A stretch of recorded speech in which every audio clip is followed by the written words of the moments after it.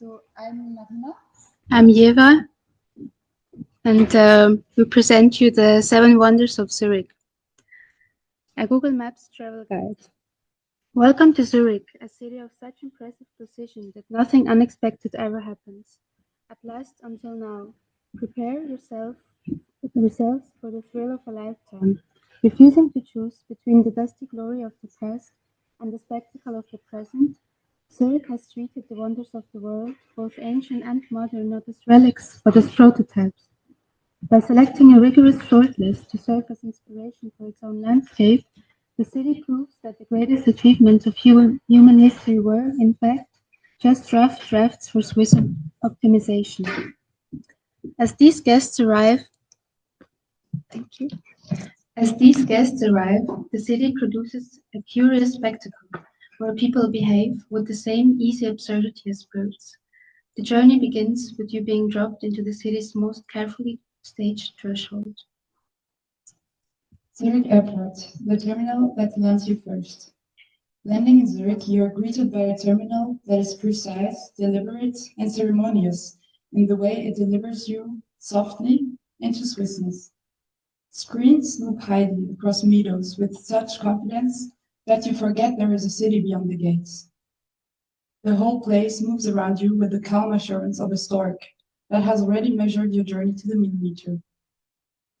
As an inherently ruthless non-place, the airport required a massive injection of folklore to avoid being mistaken for Dubai or Singapore.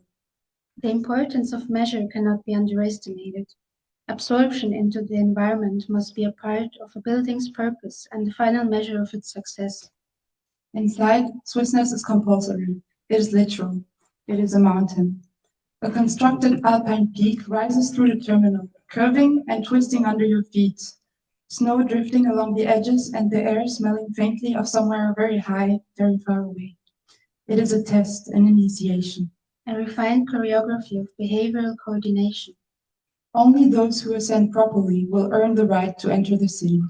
You might wonder what exactly you are being tested on. It doesn't matter. You are being folded into Swissness. It is a performance that you did not know you were performing, and yet you have performed it perfectly. Congratulations, you have been Swiss.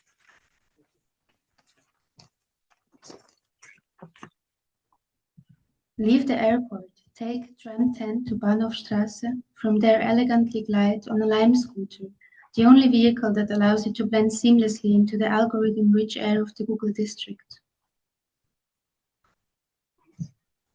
Landstraße, the Colosseum of timed excess. Here, by day, the city runs on contracts, punctuality, forecasts, by night on intoxication, desire, exhaustion, and release. The conflict is not moral, it is temporal. Most cities attempt to solve this with curfews, policing, or cultural tolerance. Zurich does not separate the two time regimes, it synchronizes them. The city doesn't speak, it calculates. What reigns is measure, which constrains chaos to be formed. The measure of space becomes the dominant criterion of space. Lots of stuff to quantify.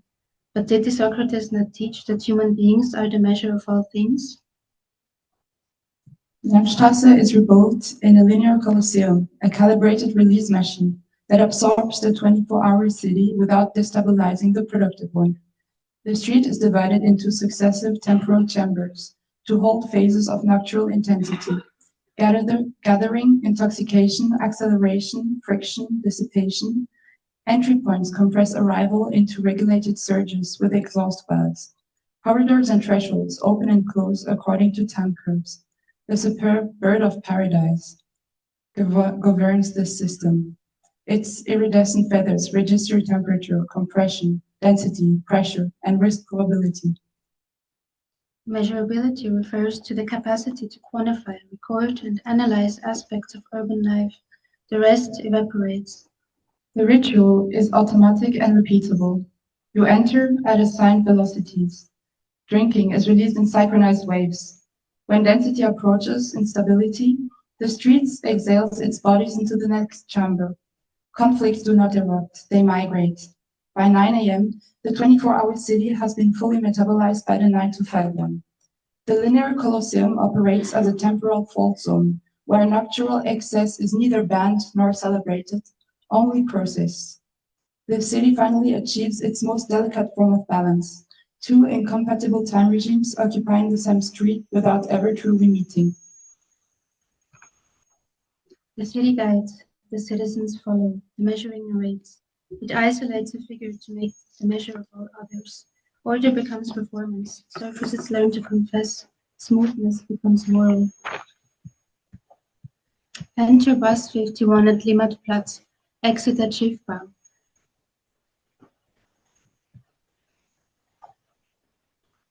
Bow once to the glass tower, turn to the left, and bow again to the concrete tower. You don't quite know what to make of it yet. Thrilling. The center of Swiss speculation sits merely 50 meters from the center of Swiss starvation prevention. It is the urban-agrarian divide solidified. One rises like a falcon sealed in glass, training futures. The other squats like a dusty rooster, holding the actual future. Things made of glass have no aura. The glass vibrates with nothing left to hide.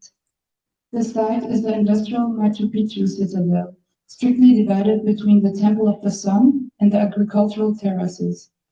A modern adaptation of the ancient Inca rope bridge spans this canyon as a cable car.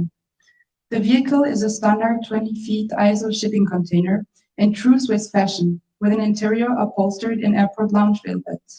As it happens, the safe and sane procedure is not just measure for measure, but reciprocity precisely balanced. Bankers, hipsters, and silo workers queue politely to be treated as cargo and transported at a responsible speed of 3 kilometers per hour. The thrill of landing on a dusty roof became their sacred daily ritual. Let the cable car gently fly you to the silo roof. Descend, take bus 83 up the hill to the third destination, a masterpiece of a roundabout. Bucheckplatz, the concrete Great Walls.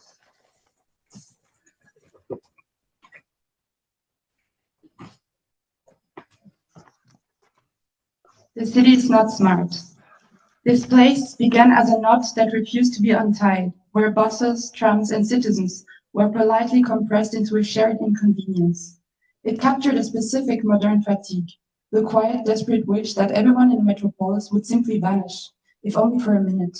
Where did the rot start?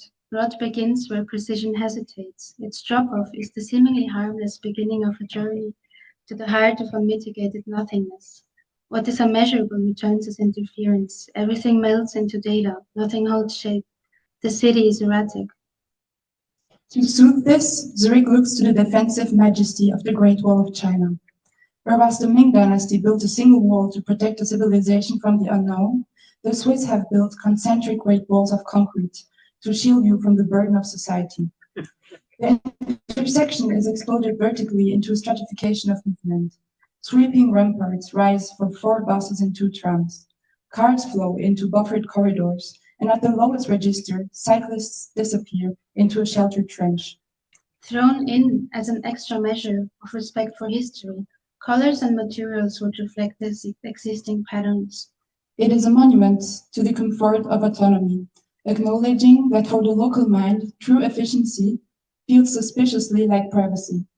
Moving with an instinct of the great pilot of the urban canyon, desiring nothing more than a private ledge amidst the swarm, you enter the maze and are held in a comforting embrace of lanes that belong only to you. The fortification. A defensive measure by which an area of well-being is isolated from invaders and other bringers of unwell-being. Shielding your journey from the messiness of the world is also hyper-efficient. No lights, no stop, no yielding, just soothing. Hop on a public bike, if you manage to unlock it, and ride down the hill to a place that glimmers under the sun, while beautifully absorbing the apocalypse. Thanks a lot, Niklas. The solar temple. The algorithm starts sweating. The sweat depicts the potentiality of becoming, a clearing, a radical negation, an open space that demands and facilitates the production of being. Confusion becomes method. The build is now out of control. The same is not yet true of the unbuilt. Nothingness may be the last subject of plausible certainties. While other cities view the urban heat island effect as a failure of planning, Zurich, champion of sustainability, rebranded it as a triumph of efficiency. Here, the vast expanse of Walzer quartzite is celebrated for its thermal retention.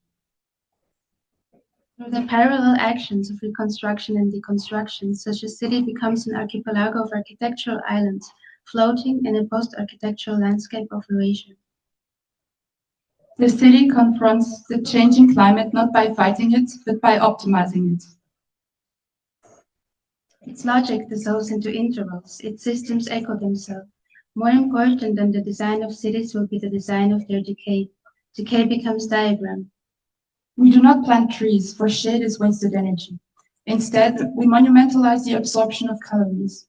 But how can nothingness have a place? There is only one consistent answer, the nothingness itself. To operationalize this radical efficiency, we look to the Mayans and construct a solar pyramid, resembling El Castillo at Chichen Itza, but entirely in the same expensive stone as the plaza floor, with an entry portal gifted by Peter Zumthor. It is an extrusion of the heat trap, marketed as a passive thermal battery that influences the city by transforming sweating into an act of ecological citizenship.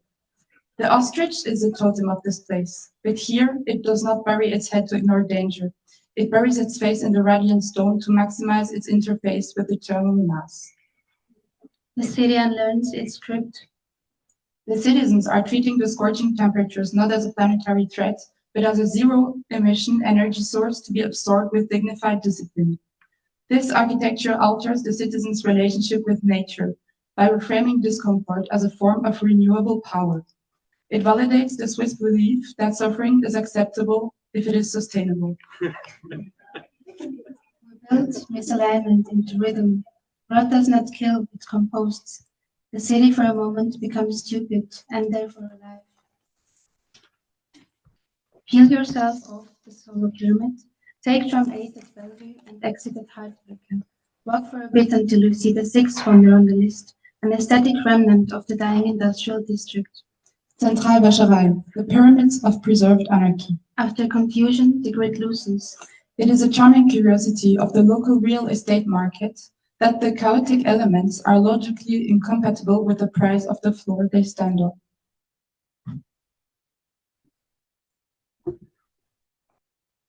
As a result, the design as a whole is rather boring, certainly in comparison to the chaotic products of the deconstructivists.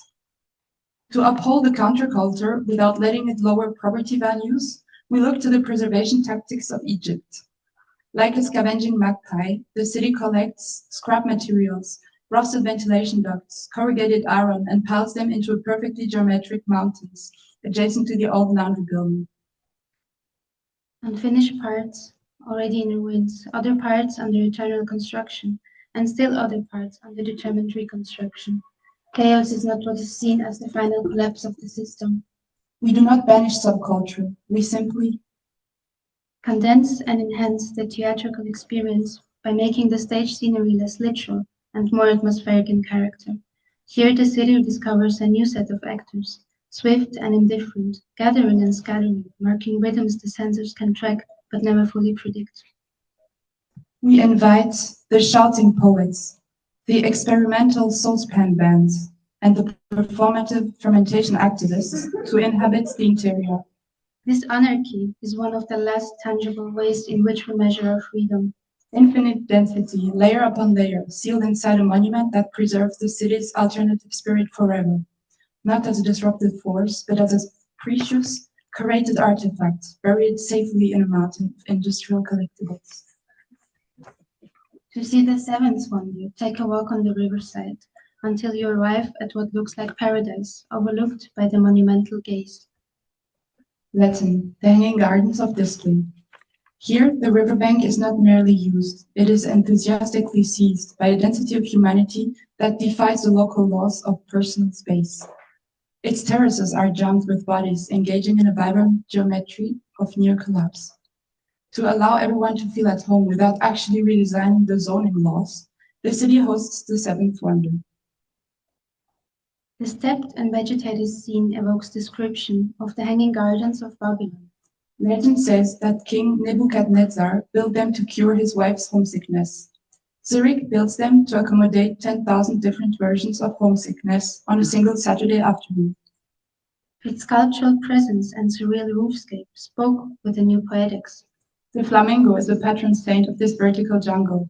The citizens adopt its posture. They do not swim, they pose, turning the walkways into a runway of high visibility belonging. Visitors stack temporary shrines of domestic clutter, smoke shisha pipes, and have picnics in pop-up living rooms, while their Bluetooth speakers fight an acoustic war. The teatro, like the other modern prototypes, gave the public a chance to experiment with the space and explore new views on the city from its terraces. Looming over them, a jumbotron broadcasts selected gestures across the riverbank, creating the noise into a legible performance. What was once incidental becomes a scaffold for ritual, a choreography that guides collective movement without ever declaring its purpose, a monument to the city's shift from efficiency to the patterns that escape calculation. The approach to universal form is based on calculation of measure and number. Ritual is not method. It is a flickering calibration between chaos and care that refuses to reform. The city breathes in arcs and flutters. It blushes. At last, it counts what cannot be stored.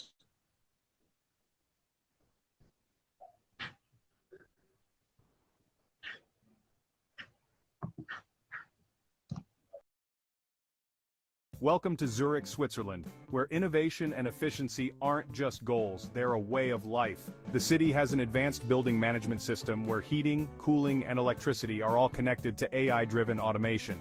And Zurich isn't just about smart lights. It's a master at smart living. But efficiency, optimization, isn't that progress? Progress? Only if your idea of progress is turning life into a scheduled algorithm. In Zurich, even your sneeze could be monitored. So it's a dead end. Oh, it's a dead end with cute icons and rounded edges. Welcome to Junkspace 2.0. Cleaner, safer, smarter, and completely incapable of surprise. Well, I don't think so, Rem Koolhaus.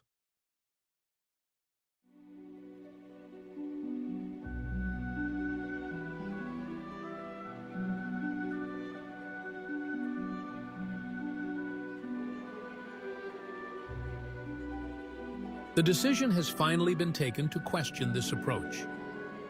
The strategic assessment suggests that global problems require global consultants.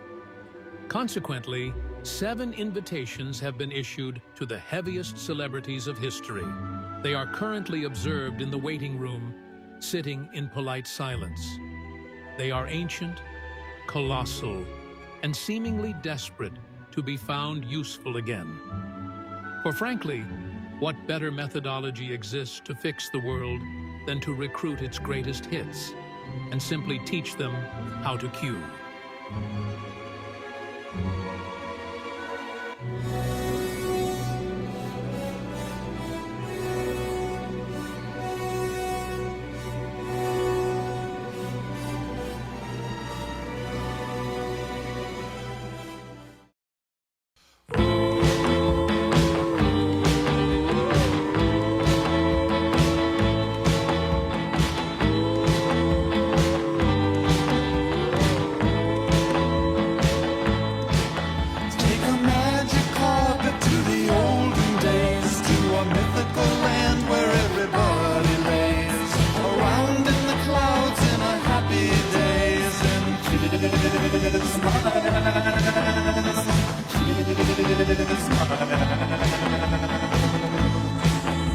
Flamingos stand easy on bended knees.